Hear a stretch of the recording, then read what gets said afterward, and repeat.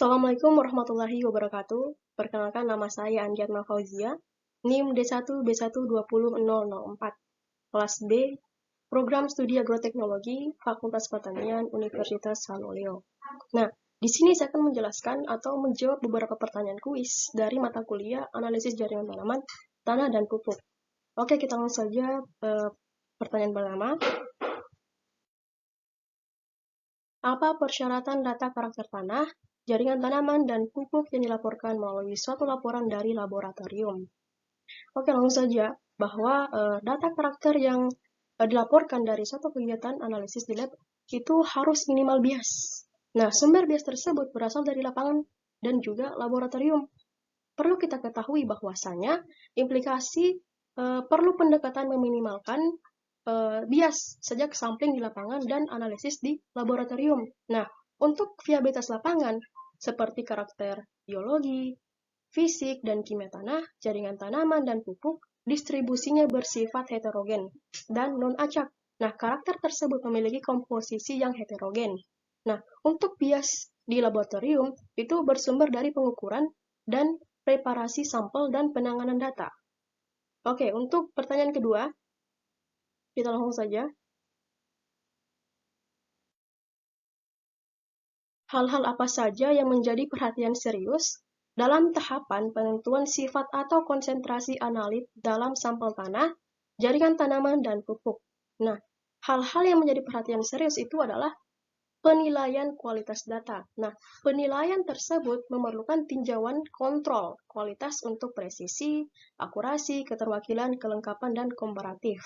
Nah, untuk data presisi dan akurasi digunakan untuk menentukan penerimaan hasil analitis. Nah, sedangkan untuk keterwakilan, kelengkapan, dan komparatif itu digunakan untuk memastikan tingkat di mana tujuan kualitas data pelanggan atau klien telah terpenuhi sehingga sedapat mungkin sampel pelanggan atau klien dilaporkan hanya jika semua tindakan kontrol quality control dapat diterima.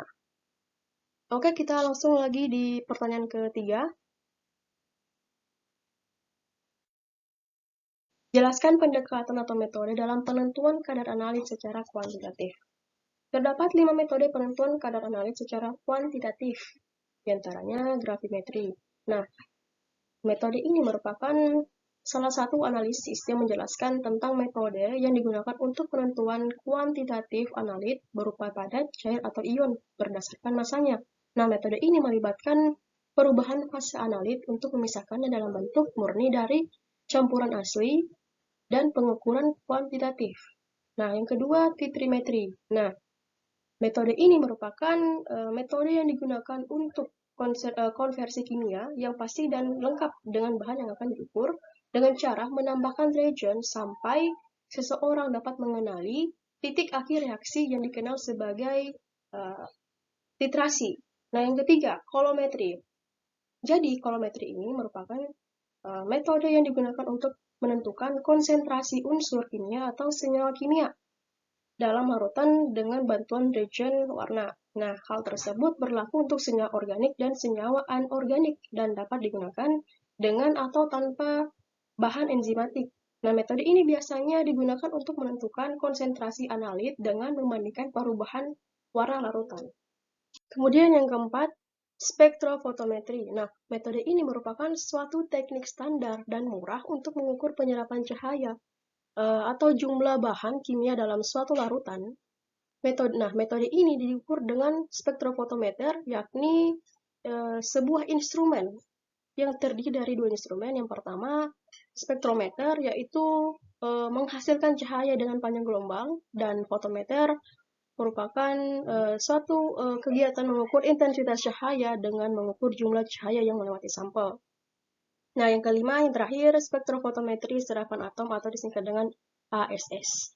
Nah, metode ini merupakan suatu kegiatan yang mendeteksi unsur-unsur baik dalam sampel cair atau padat melalui penerapan panjang gelombang karakteristik radiasi elektromagnetik dari sumber cahaya. Nah, elemen individu akan menyerap panjang gelombang secara berbeda dan absorbansi ini diukur secara Maksudnya diukur berdasarkan standar. Nah, teknik tersebut memanfaatkan spektrum serapan atom sampel untuk menilai konsentrasi analitik tertentu di dalamnya. Oke, kita beralih lagi ke pertanyaan terakhir, yang keempat. Oke, pertanyaan keempat, apa yang Anda pahami dari spektrofotometri dan spektrofotometri serapan atom dalam analisis tanah, jaringan tanaman, dan pupuk?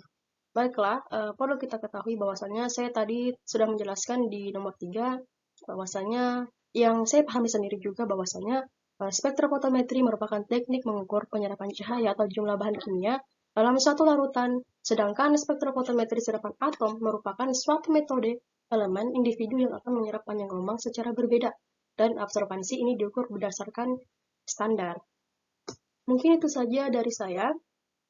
Saya ucapkan sekian dan terima kasih. Apabila ada kata atau sebuah kalimat yang salah, mohon dimaafkan. Saya akhiri. Wassalamualaikum warahmatullahi wabarakatuh.